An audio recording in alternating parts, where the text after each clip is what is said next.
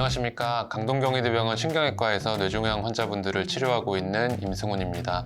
저는 뇌종양 수술과 뇌내시경 수술을 전문 분야로 하고 있습니다. 아시다시피 뇌는 두개골이라고 하는 단단한 조직으로 둘러싸여 있고 보호를 받고 있습니다. 근데 달리 생각해보면은 두개골이라는 제한된 공간 안에 뇌가 존재하는 것이기 때문에 그 안에서 뇌종양이 발생을 한다고 하면 뇌와 뇌신경들이 압박을 받게 되고 그에 해당하는 뇌기능이 떨어지면서 장애가 생기거나 어쩌면 생명을 위협할 수 있는 위험한 상황에 처할 수도 있습니다. 또한 종양 주변에 있는 중요한 구조물들, 예를 들면은 뇌혈관이나 중요한 뇌신경들, 그리고 뇌의 운동중추나 언어중추 같은 중요한 구조물들이 인접하고 있는 경우가 많기 때문에 뇌종양으로 인해서 장애가 발생할 확률도 매우 높고 수술도 매우 어렵고 까다로운 경우가 많이 있어서 뇌종양 치료는 매우 어려운 그런 수술로 진행이 될 수밖에 없습니다. 뇌종양은 크게 양성종양과 악성종양으로 구분을 할 수가 있습니다. 악성종양은 흔히 말하는 암인데 악성종양은 주변으로 퍼지고 주변을 침윤하면서 자라는 경우가 많기 때문에 그만큼 치료가 어렵고 예후가 나쁜 경우가 많이 있습니다. 하지만 악성이 아니고 양성종양이라고 해서 안심할 수 있는 것은 아닙니다. 다른 부위에 생기는 양성종양들과는 다르게 뇌에 생기는 양성종양들도 마찬가지로 크기가 커지면서 뇌를 압박하고 뇌신경에 장애를 일으키는 것은 마찬가지입니다. 어떤 경우에는 악성종양보다 훨씬 더 수술이 까다롭고 어려운 경우나 장애를 심각하게 유발하는 경우도 많기 때문에 양성종양이라고 해서 안심할 수 있는 것은 아니고 필수적으로 정밀검사와 적절한 치료가 필요합니다. 경우에 따라서는 양성종양이 크기가 작거나 증상이 없을 때 발견된 경우에는 바로 수술을 하지 않고 어차피 자라는 속도가 굉장히 느릴 것이기 때문에 매년 추적 검사를 하면서 향후에 치료 계획을 수립하는 그런 경우도 있습니다. 뇌종양은 일정 크기 이상으로 종양이 자라면서 뇌를 압박하기 전까지 특별한 전조 증상이 없이 진행이 되는 경우가 많이 있습니다. 그래서 어떤 경우에는 증상이 생겼을 때 검사를 해보면 이미 종양이 많이 진행되어 있을 때 발견되는 경우도 종종 있습니다. 종양으로 인해서 발생할 수 있는 증상들은 두통이나 어지러움 같은 일반적인 증상들로부터 시작해서 심각하게는 경련이나 운동이나 감각 마비, 언어장애나 보행장애, 시력, 청력 저하 같은 심각한 장애를 동반을 하는 경우도 있습니다. 그래도 그 중에서 가장 흔히 겪을 수 있는 증상 중에 하나가 두통인데 환자분들의 얘기를 들어보면은 두통의 양상이 한쪽으로만 콕콕 쑤신다 아니면 당기는 증상이다라는 그런 양상이랑은 좀 다르게 머리 전체적으로 무거운 것처럼 아프게 느껴진다라든지 아니면은 특징적으로 자다가 아파서 깬다 아니면은 자고 일어났을 때 아침에 유독 두통이 심해진다라고 하는 특징적인 양상이 있습니다. 그래서 이러한 양상의 두통을 경험을 하신다면은 가까운 병원에 가셔서 꼭 검사를 받아보시기를 추천드립니다. 뇌종양을 진단하기 위해서는 조형 MRI가 필수적으로 필요한데요. CT에서 가끔 발견이 되는 경우도 있습니다. 크기가 굉장히 크거나 아니면 석회화라든지 뇌 부종을 심하게 동반했을 경우에는 CT만 찍었을 때도 나타나는 경우는 있는데 이는 매우 소수에 불과하고 그리고 정확성이 낮기 때문에 의심되는 소견이 있으면은 뇌 조형 MRI를 찍어서 진단을 정확하게 하는 것이 필수적이라고 할 수 있겠습니다. 뇌종양은 종류도 다양하고 머릿속 어디에도 생길 수 있는 질병이기 때문에 모든 뇌종양을 비슷한 프로세스로 치료하는 것은 아니고 그 개개인의 그 상황에 맞춰서 환자 맞춤형으로 치료한다고 보시면 되겠습니다. 종양의 종류나 위치, 크기, 그리고 현재 환자가 겪고 있는 증상들에 따라서 다양한 수술 전 검사나 전 처치가 필요할 수가 있습니다.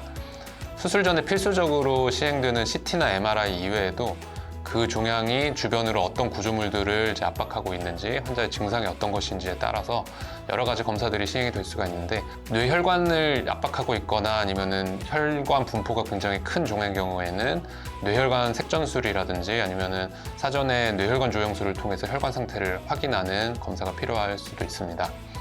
시신경이나 청신경을 압박하는 종양의 경우에는 안과나 이비인후과 검사가 사전에 시행되는 경우도 있고 뇌하수체 종양의 경우에는 호르몬 불균형을 유발할 수가 있기 때문에 사전에 뇌분비내과 검사를 통해서 정밀 호르몬 검사를 진행할 수가 있습니다.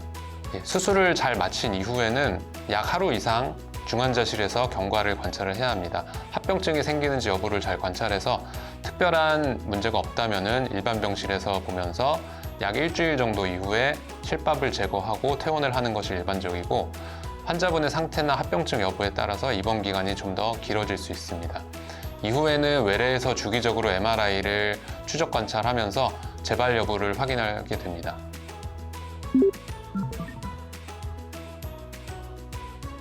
일반적으로 뇌종양 수술은 개두술을 통해서 이루어지는 경우가 많습니다.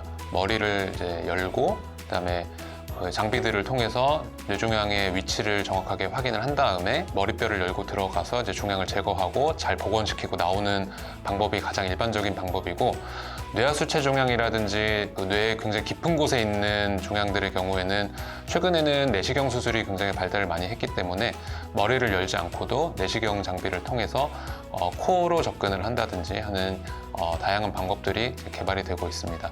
수술을 할 수 없는 경우라든지 수술보다는 이제 다른 방사선 치료가 더 유리한 경우에는 먼저 방사선 종양학과와 협진을 해서 방사선 치료를 우선적으로 시행하는 경우도 있습니다.